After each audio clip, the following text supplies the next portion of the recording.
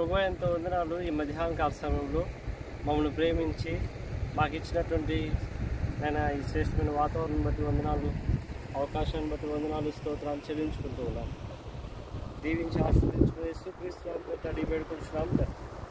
రెండు ప్రాముఖ్యమైనటువంటి విషయాలు మీ దృష్టికి తీసుకొని వస్తాను. హెబ్రీ పత్రిక 6వ అధ్యాయం ప్రారంభం నుంచి కొన్ని మాటలు రాయబడుతూ ఉన్నాయి. ఏమని రాయబడుతున్నాయి అంటే 4వ వచనం రాయబడుతుంది. ఒకసారి వెలిగింపబడి ఈ లోకంలో ప్రభువైన యేసుక్రీస్తు వారిని రక్షకుడిగా అంగీకరించడం ఎంత ప్రాముఖ్యమో ఆ రక్షణను కాపాడుకోవడం కూడా అంతే ప్రాముఖ్యమని బైబిల్ గ్రంథం తెలియజేస్తుంది. ఒకవేళ అటు రీతిగా కాపాడుకోకుండా మరలా మనం ప్రాచీన స్వభావం పాత జీవితాన్ని జీవిస్తుంటే బైబిల్ గ్రంథంలో రాయబడుతున్నాయి కొన్ని విషయాలు. 6వ వచనం నుంచి రాయబడుతుంది. ఏమని రాయబడుతుందంటే దేవుని కుమారుని మరలా సిలువేస్తూ ఉన్నారు అని.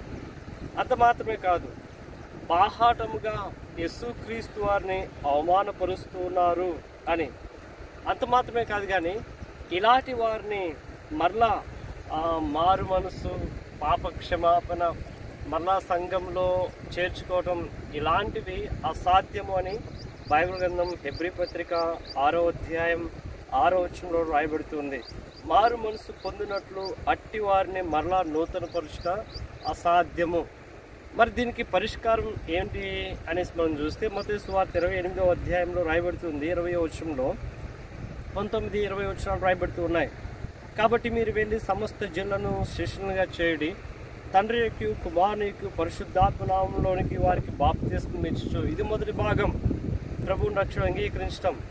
20వ వచనం రాయబడుతుంది. నేను మీకు ఏ సంగతులను ఆజ్ఞాపించుతునో వాటినన్నిటినీ గైకొనవలనని వారికి బోధించుడి. యేసుక్రీస్తు వారు ఈ లోకంలో ఉన్నప్పుడు ఏ సంగతులు తెలియజేస్తూ వచ్చారో బైబిల్ గ్రంథంలో ఉన్నటువంటి ఈ 66 పుస్తకాల్లో మరి మానవుల ప్రయోజన నిమిత్తమై ఏ సంగతులు రాయబడుతూ వచ్చాయో, యుగాంతమందున మనకు బుద్ధి కలుగుటకై, బోధ కలుగుటకై ఏ విషయాలు చెప్పబడుతూ వచ్చాయో అవన్నీ వ్యక్తిగతంగా మనం బైబిల్ స్టడీ ద్వారా మరి స్థానిక సహవాసంలో జరిగేటువంటి వార కార్యక్రమాల్లో మనం వీటన్నిటినీ పొందుకోగలం. కాబట్టి ప్రభువైన యేసుక్రీస్తు రక్షణ అంగీకరించడం ప్రాముఖ్యం, ఆ రక్షణను నిలవబెట్టుకోవడం కూడా అంతే ప్రాముఖ్యమని బైబిల్ గ్రంథం తెలియజేస్తుంది. ప్రభు ఈ మాట మనం ఎన్నికల్లో దీవించి ఆశీర్వదించును గాక. ఆమెన్. పరిశుద్ధుడా, ప్రేమ కలిగిన మా తండ్రి ఎంతో వందనాలు, స్తోత్రాలు చెల్లించుకుంటూ ఉన్నాం. మీ రాజ్యమునకును మీ మహిమకును తగినట్లుగా మేము ఈ లోకంలో జీవించాలి అన్నది మీరు చెప్పేటువంటి మాటలు.